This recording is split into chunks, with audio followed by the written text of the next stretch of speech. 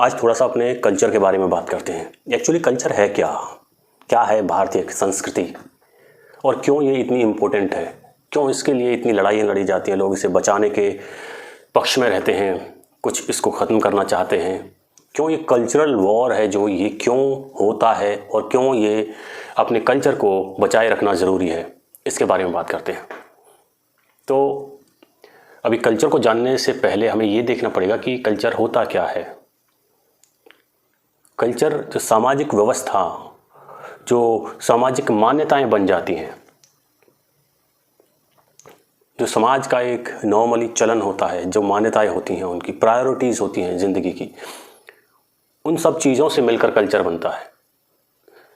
संस्कार से संस्कृति बनती है। संस्कार क्या होता है? जो हमारे मन में, जो हमें हर कोई काम करवाता है। जैसे ही हम किसी को देखेंगे, हम किसी को नमस्ते करेंगे, किसी बुजुर्ग को देखेंगे तो नतमस्तक होंगे, किसी महिला को देखेंगे नतमस्तक होंगे, और अपने छोटों को देखेंगे तो उनके प्रति प्यार करेंगे। तो ये कल्चरल हेरिटेज है कि हमें कैसे एक दूसरे से ये एक पीढ़ी से दूसरी पीढ़ी तक ये ट्रांसफ़र की जाती है। और इसके पीछे कुछ रीज़न होना चाहिए, ऐसा ही क्यों। और अपने कल्चर को समझने के से पहले आपको योग को समझना पड़ेगा, क्योंकि आपका जो कल्चर है वो योगिक कल्चर है। योग एक साइंस है, एक विज्ञान है, जिस विज्ञान के आधार पर इस कल्चर को डेवलप किया गया। योग आपके परसेप्शन को, आपकी थिंकिंग को ब्रॉड करता है, आपकी सोच को बड़ी करता है।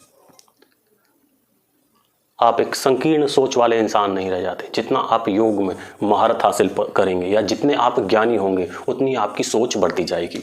और जो मैक्सिमम पॉसिबल जो आपकी सोच हो सकती है वो योगा के द्वारा ही पॉसिबल है।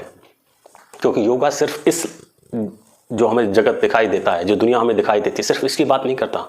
योगा बात करता है इस बॉडी से परे की जो लाइफ है उसके बारे में भी। और उसको ध्यान में रखते हुए हमारा कल्चर इस तरीके से डिज़ाइन किया गया है कि आप अगर अपने कल्चर को फॉलो करेंगे, अगर अपने कल्चर का अनुसरण करेंगे, तो आप दिन प्रतिदिन बुद्धिमान होते चले जाएंगे। आप एक शांत स्वभाव वाले इंसान होंगे, आप एक सज्जन इंसान होंगे, आप मानवीय गुणों से भरे हुए होंगे। आप उस समय की कल्पना करने की कोशिश कीजिए जब हमारे ऋषि मुनि जंगलों में तपस्या करते थे, ध्यान करते थे, मेडिटेशन करते थे, योग करते थे, और उस ध्यान मतलब फोकस से अपने माइंड को वो फोकस करने में महारत हासिल कर लेते थे। तब वो इस संसार को बारीकी से समझने की कोशिश करते थे।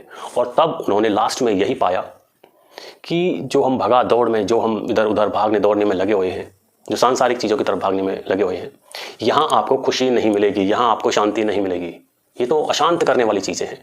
आपको पैसा चाहिए, मान चाहिए, सम्मान चाहिए। आप लिमिट तो हो किसी चीज़ की, आप कितना लोगे? क्या आप पैसे की प्यास को बुझा सकते हैं? नहीं। हजारों करोड़ होने के बाद भी शांति नहीं आ रही है, तो इसमें कोई लिमिट नहीं है। इसमें आप पूरी ज़िंदगी लगा देंगे, आपके बच्चे की ज़िंदगी लग जाएगी, उनके बच्चों की ज़िंदगी लग जाएगी, तब भी शांति नहीं मिलेगी। तो इसके लिए अपने अंदर अगर हम चाहें तो अपने मन को हर परिस्थिति में शांत रख सकते हैं, खुश रख सकते हैं। ये महारत उन्होंने हासिल कर ली थी अपने मन पे, अपने माइंड पे, अपने चित्त पर। और फिर उन्होंने लोगों के लिए ऐसे नियम बनाए कि अगर आपको शांत रहना है, आपको फोकस करना है, अपने ज्ञान को बढ़ाना है, तो उसके लिए आपका स्वस्थ रहना जरूरी है। सबसे पहले अगर आप शारीरिक रूप से स्वस्थ हैं, तभी आपका मन शांत, चित्त शांत रहेगा। तो उसके लिए उन्होंने फिर योगा का इजाद किया, कुछ फास्ट जैसी चीज़ें बनाई कि फास्टिंग करो, अपने डाइजेस्टिव सिस्टम को ब्रेक दो, जो टॉक्सिन्स है वो बाहर चले जाएंगे। जैसे ही आप फास्ट करते हो, आप एकदम शांत हो जाते हैं, आपकी बॉडी लाइट हो जाती है, आप चाह कर भी गुस्सा नहीं कर सकते। आप देखना कभी जिस दिन आपने फास्ट किया हुआ हो, या थोड़ी ही प्रैक्टिस की हो, 2-4 महीने आपने फास्ट किया हो, वीकली या 15 डेज इन वीक, तो आप देखेंगे कि आपका मन शांत हो जाता है। जिस दिन आपने फास्ट किया है उस दिन आपको गुस्सा कम आएगा। और जिस दिन नॉर्मली आप देखेंगे आपको छोटी छोटी बातों पर भी गुस्सा आ जाता है। तो उन्होंने इस सारे संसार को और अपने आप को समझने के बाद ये डिसीजन लिया था कि ये कुछ टेक्निक्स हैं, ये कुछ आसन हैं, ये कुछ प्राणायाम हैं, हमारे अंदर का सिस्टम कैसा है, जो आज तक साइंस पता नहीं लगा पाई है। कि हमारे अंदर नाड़ियाँ होती हैं, 72,000 नाड़ियों के बारे में बताया, चक्र होते हैं, मीटिंग पॉइंट्स ऑफ नाड़ीज। तो इस सब विज्ञान के बारे में हमारे ऋषि मुनियों ने स्वयं आंखें बंद करके अपनी बॉडी पर फोकस करके अनुसंधान किया कि इस बॉडी में क्या चेंजेस आते हैं। और कुछ तो ऐसे भी थे जिन्होंने इस बॉडी को छोड़कर बाहर गए और फिर वापस अंदर आ गए। तो जिसे हम आत्मा कहते हैं, उस आत्मा को बाहर ले गए शरीर से बाहर, और फिर इस शरीर में वापस स्थापित कर दिया। तो उनको समझ में आ गया कि ये जो शरीर है ये परमानेंट नहीं है, और ये मन तो बदलता ही रहता है। तो इसका सॉल्यूशन क्या किया जाए? अब लोगों में एक ऐसा कल्चर बनाया जाए कि जिससे एक संस्कृति डेवलप की जाए जिससे कि लोग नेचुरली भी रहते रहते भी पारिवारिक जीवन में भी योग के फायदे उठा सकें, योग का लाभ उठा सकें। तो उन्होंने क्या काम किया, उन्होंने इस चक्र पर आपको तिलक लगाने के लिए बोल दिया, कभी चंदन का तिलक, कभी गेरुए लाल वाला तिलक। तो ये तिलक का हो गया। हाथों में एक्यूप्रेशर के लिए चूड़ियाँ, ताकि आपकी यहाँ पे नाड़ियाँ होती हैं, यहाँ पे जो पॉइंट्स होते हैं, आपने एक्यूप्रेशर, पूरा विज्ञान है, साइंस, आज साइंस कह रही है कि ये तो बहुत अच्छा विज्ञान है। तो आपके हाथों में पॉइंट होते हैं, पैरों में पॉइंट होते हैं, औरतों के पैरों में चांदी की कुछ आपने छल्ले देखे होंगे पहनने के लिए, हाथों में अंगूठियाँ पहनने के लिए। तो ये सारा विज्ञान उसी के आसपास डेवलप किया गया था, ताकि आप स्वस्थ रह सको, शांत रह सको।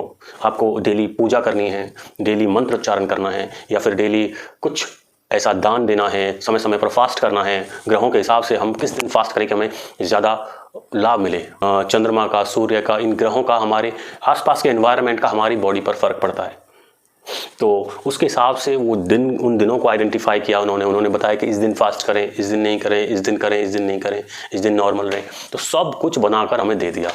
ये सब कुछ मिलाकर जब हम इन चीज़ों को फॉलो करते हैं, इनका अनुसरण करते हैं, इन पर चलते हैं, तो हमें इसका लाभ मिलने लगता है।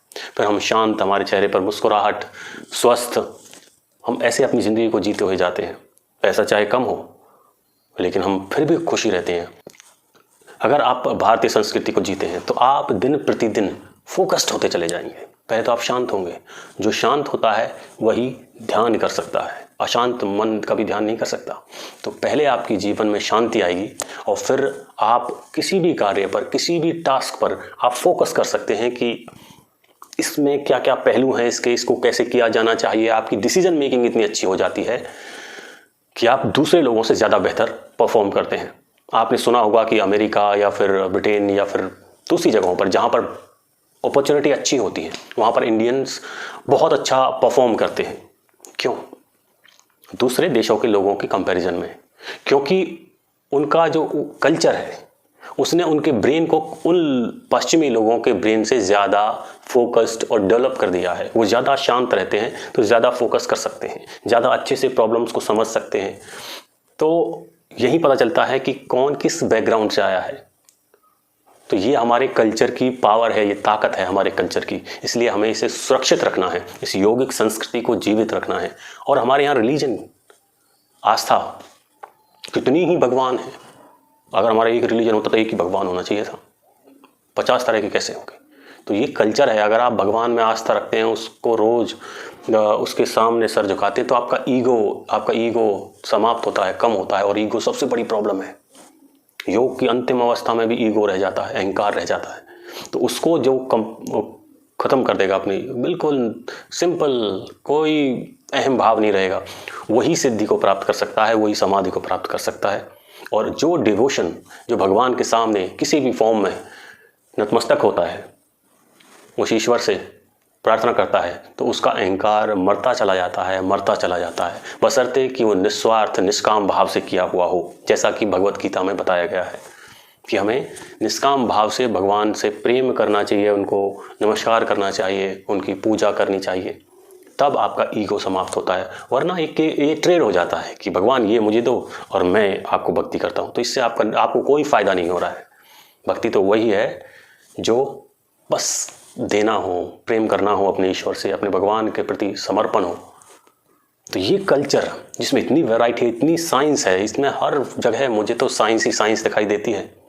और ये अध्यात्म, ये योग ही हमारी पावर है। और इसीलिए विवेकानंद जी ने कहा था कि एक बार फिर भारत उठेगा और विश्व गुरु बनेगा, पूरा विश्व यहाँ से हमसे सीखेगा। क्यों? क्योंकि ये अध्यात्म हमें ज्ञानी बनाएगा। ये अध्यात्म हमारे ज्ञान का प्रसार करेगा। फिर ये पश्चिमी देश अपनी सुकून, शांति के लिए, अपनी सब बीमारियों के लिए, प्रॉब्लम्स के लिए यहीं आएंगे। और चाहे बिजनेस हो, चाहे कोई भी फील्ड हो, इकोनॉमिक्स, बिजनेस, हेल्थ, कोई भी फील्ड हो, वहाँ पर यहाँ के लोग मास्टर होंगे। टेक्नोलॉजी हो, आप देख रहे हैं इंडिया भी अब जैसे ही सब चीज़ों को ठीक किया गया है प्रधानमंत्री मोदी जी के द्वारा, तो फिर से इंडिया खड़ा होने लगा इतनी स्पीड से। अब देखिए कुछ ही दिनों में भारत का कैसा नज़रिया बदल गया है लोगों का भारत के प्रति देखने का। अब भारत को बहुत ही सम्मान और एक विशाल देश के रूप में जाना जाता है, बहुत इंटेलेक्चुअल लोगों की तरह देखा जाता है। तो वो दिन दूर नहीं है जब आपके सामने पूरी दुनिया नतमस्तक होगी। लेकिन उसके लिए आपको अपनी जड़ों से फिर से जुड़ना पड़ेगा। अपनी जड़ों को अपनी संस्कृति से जोड़ दीजिए। आप फिर से खिल उठेंगे, आप फिर से जी उठेंगे। अपनी संस्कृति को जीना शुरू कीजिए। योग को अपने जीवन का पार्ट बना लीजिए। अब बहुत ज़रूरी हो गया है। आप तुरंत तरक्की करना चाहते हैं, अपने जीवन में मिरेकल, जादू, एकदम से चमत्कार देखना चाहते हैं, तो योग करना शुरू कीजिए। 1 महीने में ही आपको इसका असर दिख जाएगा। बस अपनी संस्कृति को बचा कर रखिए।